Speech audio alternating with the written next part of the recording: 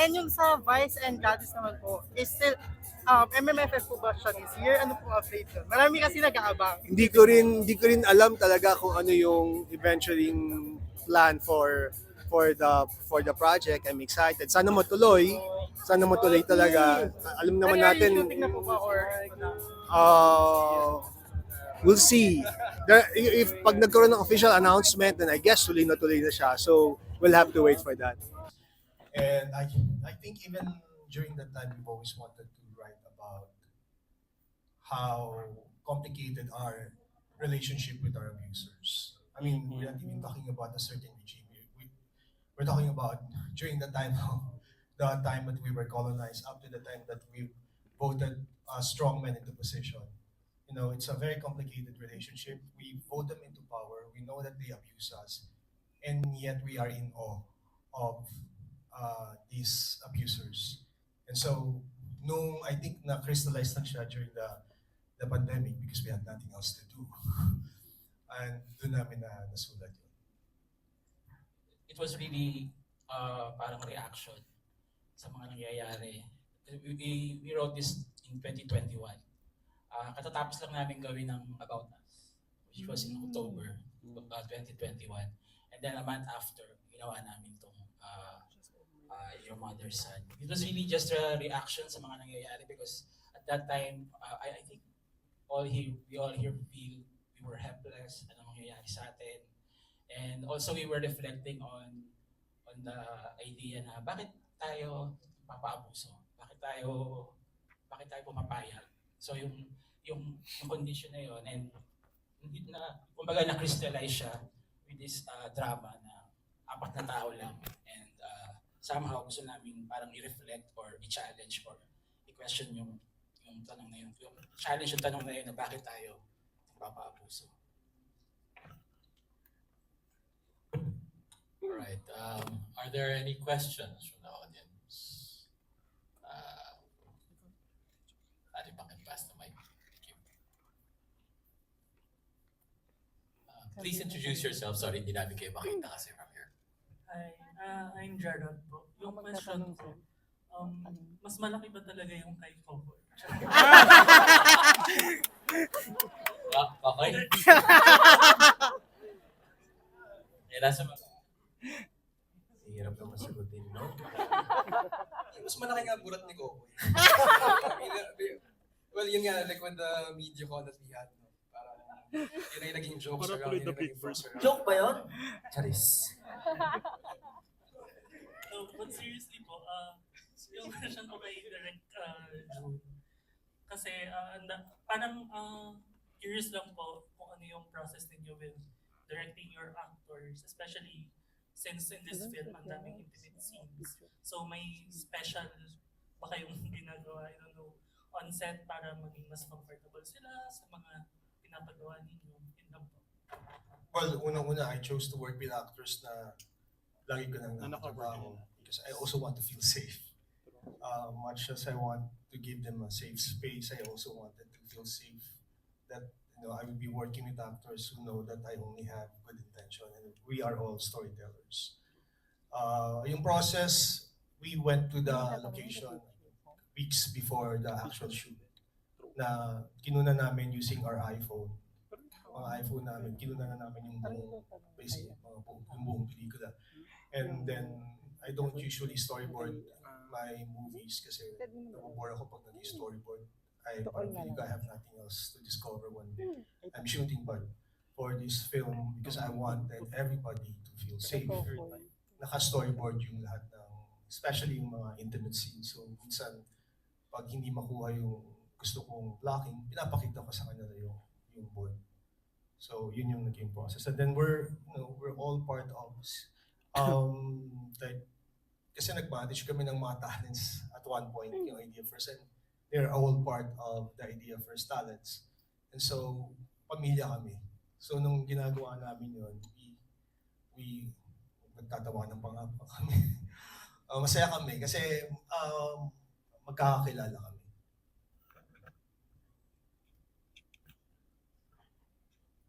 Okay, any other question? Right.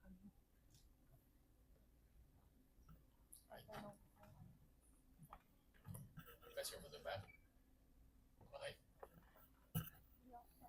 Alright, anecdotes muna. mga nangyari during the shoot that is beyond ano. Sige, after this. Sila simula.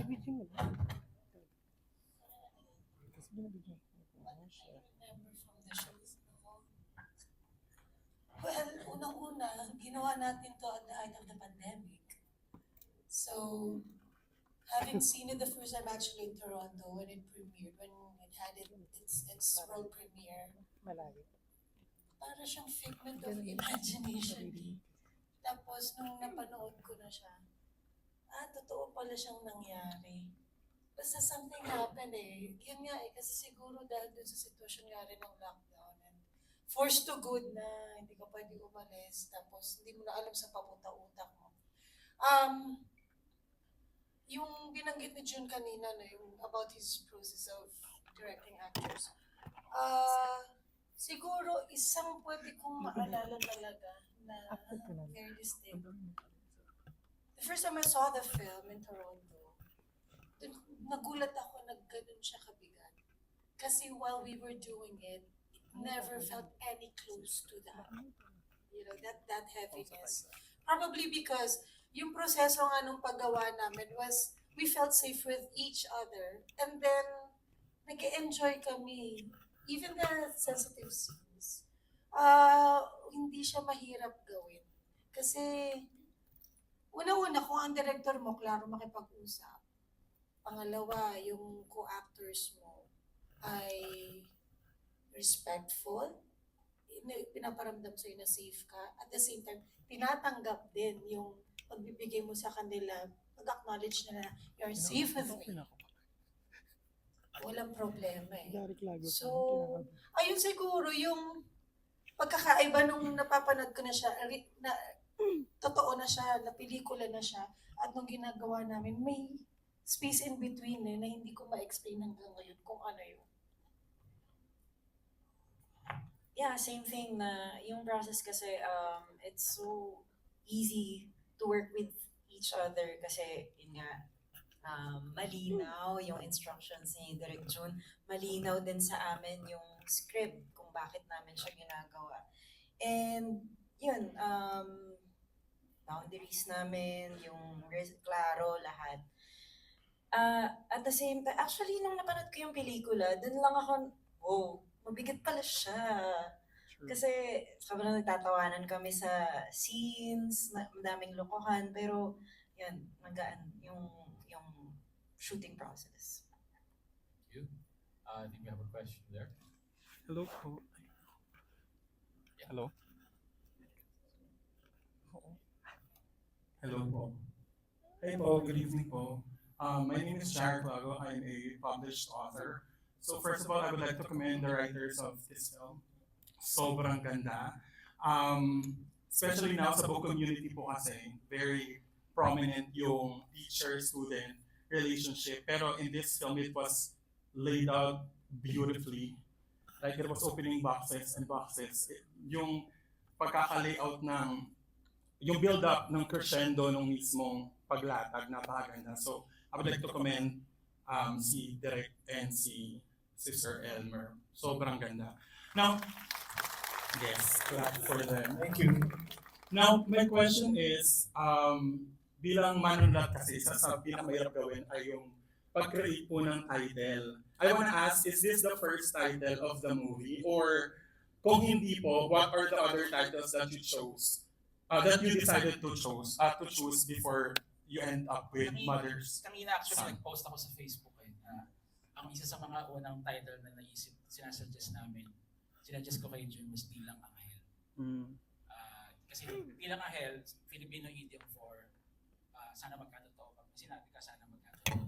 Pero dito kasi parang nagkaroon siya ng ibang meaning. Kasi Bilang Anghel, because yung nade-derive ni Sarah yung kanyang pleasure from oral sex. And she's being pleasured by supposedly parang angel, mga bata. Kaya yun ang naisip ko. Pero nag-uusap din kami ni June, nung time din na yun, parang ang dami-dami nangyayari nun sa bansa natin, sa community, nakakaputang ina siya. Feeling na nakakaputang nangyayari. And then normalize lahat ng mga bagay na ayaw natin ma-normalize. Normalize yung sinungaling, normalize yung mga bagay na abnormal na ginagawang normal sa atin.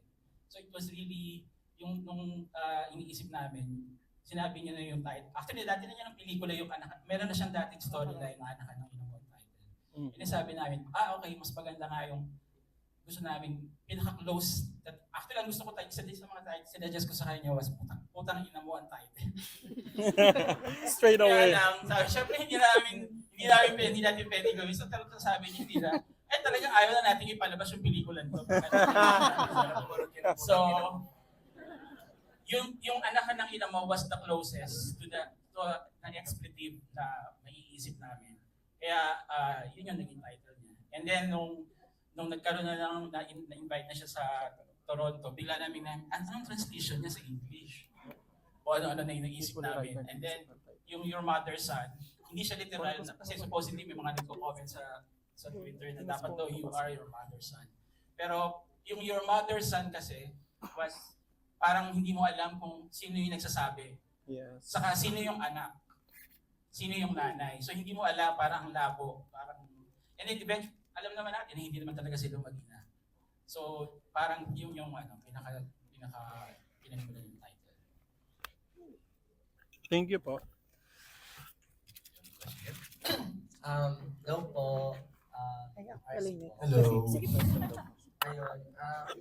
Una ay pagbati po sa direktor at sa mga magagandang katilan sa cast sa magandang pelikula at yung inahanap ko yung siguro pagkain ng unreliable narrator na estilo sa pagsusulat sa literary text na nagamit na-translate sa pelikula. So, pagbati po sa ganong estilo. Siguro, tatanong ko po na napakabigat nung topic na pinapakita sa pelikula.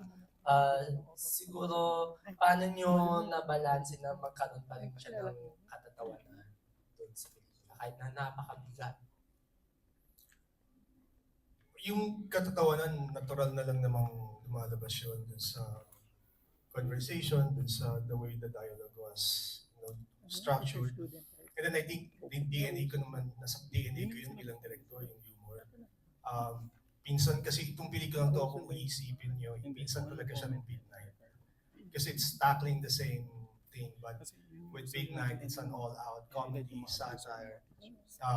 Pero, na trivia lang, yung radio na tumutugtog habang nag-uusap yung magnana, yung news report doon, yun yung eksaktong news report na nag-open ng Big Night.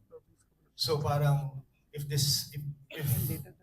Big Night is about what's happening in Metro Manila, this one is about what's happening in the province na malayo sa epicenter ng power, but still naaabot pa rin naaabot siya ng mga abusers natin, yung influence na yun.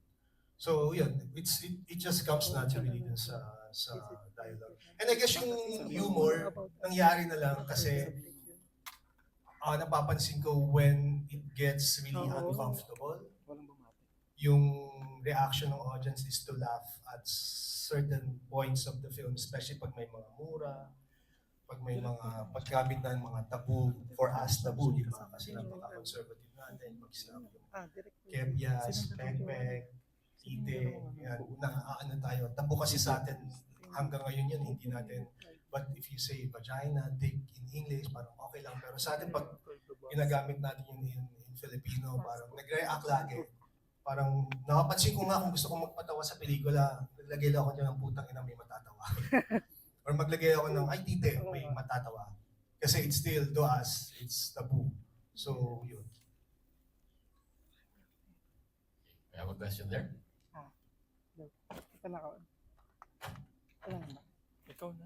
Good evening po. I am Elle.